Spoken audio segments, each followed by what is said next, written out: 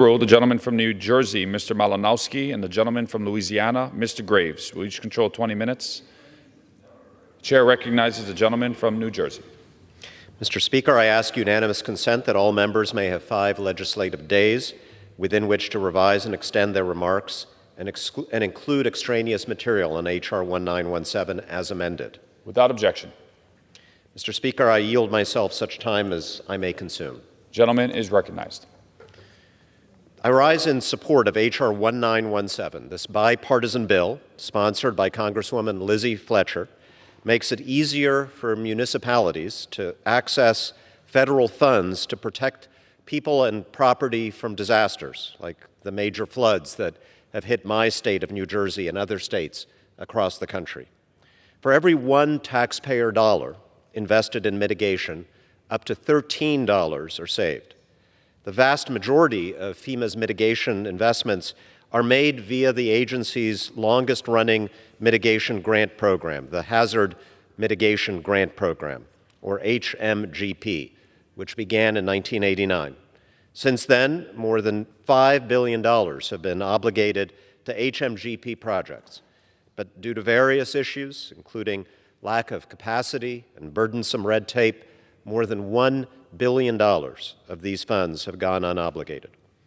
$1 billion in unspent hazard mitigation funds translates to a minimum of $4 billion in unrealized disaster recovery savings in the communities that were unable to advance these mitigation projects.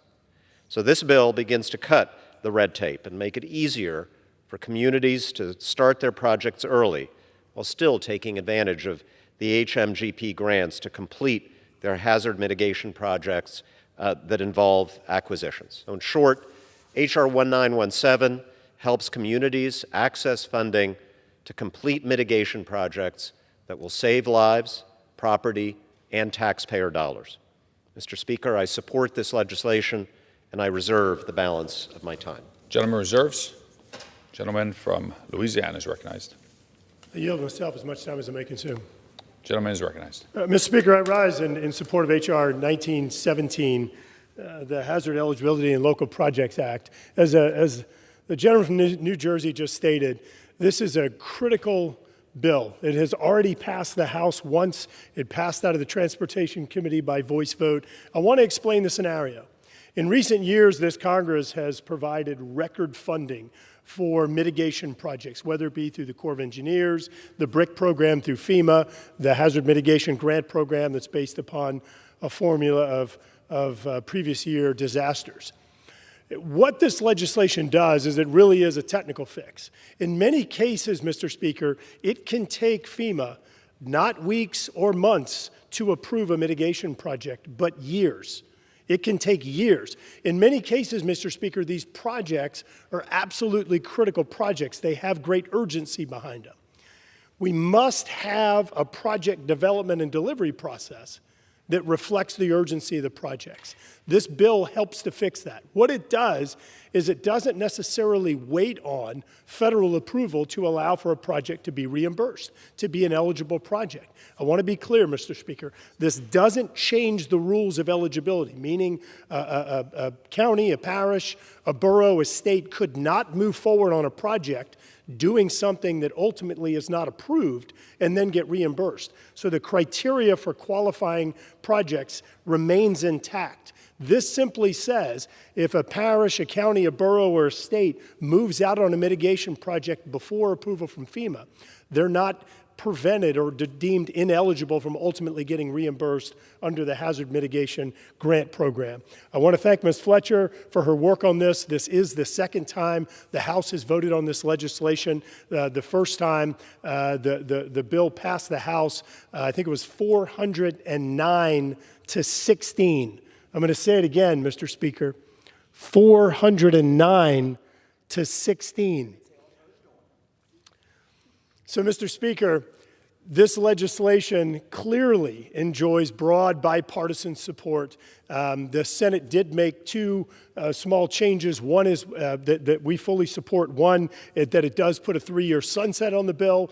Secondly, it does require a report back to Congress to show the performance of the program and whether or not it should be renewed. So again, Mr. Speaker, I urge adoption of H.R. 1917 and yield back. Oh, excuse me, reserve. Gentleman reserves.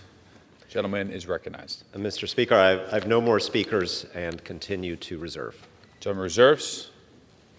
Gentleman from Louisiana. Mr. Speaker, I yield 4 minutes to the gentlelady from Puerto Rico, Ms. Jago. Gentlelady is recognized. Thank you, Mr. Speaker. Thank you, my dear friend. I rise in support today on the Senate amendment to H.R. 1917, the Hazard, Eligibility, and Local Projects Act, introduced by my colleague, Congresswoman Lizzie Fletcher from Texas, and which I am a proud co-sponsor. And the reason for that is that this bipartisan bill supports our communities with their preparation to response efforts to any disaster. Specifically, it will make them eligible for certain federal disaster mitigation assistance for projects that began prior to submitting any request for assistance. And in that sense, the Senate amendment builds on this sound work by including a 3-year sunset clause that would allow Congress to assess the use of this authority and flexibility moving forward. And we need to support our constituents in their efforts to safeguard our communities against any disaster. In my district in Puerto Rico and in several others across the country, we know all too well the impact certain disasters may have on our health, economy, and of course, everyday life. This bill will support mitigation and related initiatives prior to the disaster taking place. And as such, it will reduce the need for post-disaster response funding and ensures the continuity of mitigation work once it has started. Timely mitigation measures create and promote resiliency and to lead to a faster recovery. As a co-sponsor of H.R. 1917, I urge my colleagues to support it as is amended. Thank you, and I yield back. Gentleman from Louisiana. Mr. Speaker, I'm prepared to close. Mr. Speaker, again, this legislation is designed to address specific problems we've seen, bureaucracy and inefficiency. As the gentlelady from Puerto Rico just noted, Ms. Gonzalez-Colon, this has impacts on communities that have experienced multiple disasters, like in Puerto Rico, some of the profound impacts from hurricanes. We don't need to have the federal government re-victimizing our citizens by creating bureaucratic steps.